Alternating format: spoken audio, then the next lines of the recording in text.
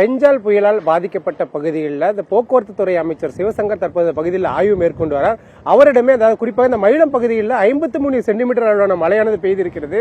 அந்த பகுதியில் தற்போது ஆய்வு மேற்கொண்டாரு. அவர்கிட்டயே நம்ம இங்க என்ன மாதிரியான பாதிப்பு ஏற்பட்டிருக்கு, அரசு என்ன மாதிரியான நடவடிக்கை எடுத்திருக்கிறது நம்ம அவர்கிட்ட கேட்டு தெரிஞ்சுக்கலாம்.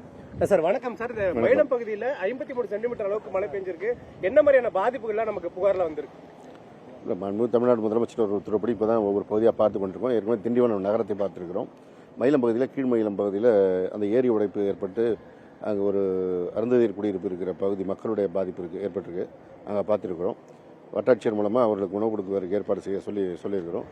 இப்பொழுது இந்த முக்கிய சாலையில் இங்கே பக்கத்தில் இருக்கிற ஏரி ராஜாங்குளம் அது நிரம்பி உடையிற மாதிரி இருக்குதுன்னு சொன்னாங்க.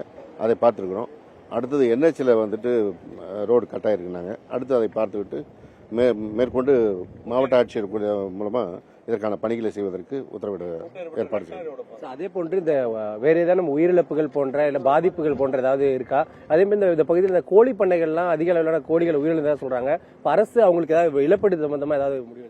இல்லை, உயிரிழப்பு என்று எதுவும் இதுவரை எந்த தகவலும் இல்லை. நம்ம கடும் மழை இதுவரை எதிர்பாராத அளவிற்கு 53 சென்டிமீட்டர் என்பது இந்த பகுதியில் வரலாற்று இல்லாத அளவுக்கு பெய்திருக்கிறது. எல்லா இடங்களிலும் நிலங்கள் நீரில் மூழ்கி இருக்கிறது.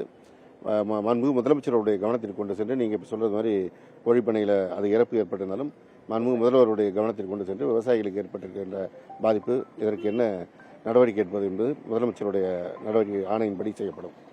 நிச்சயமாக அமைச்சர் தெரிவித்தபடி இந்த பல்வேறு பாதிக்கப்பட்டுள்ள முதலமைச்சர் உத்தரவின்படி தற்போது ஆய்வு மேற்கொண்டு பாதிப்புகளை சரி செய்வதாக தெரிவித்துள்ளார். நியூஸ் தமிழ் செய்திகளுக்காக ஒளிப்பதிவாளர் நேதாஜியுடன் சிலம்பரசன்.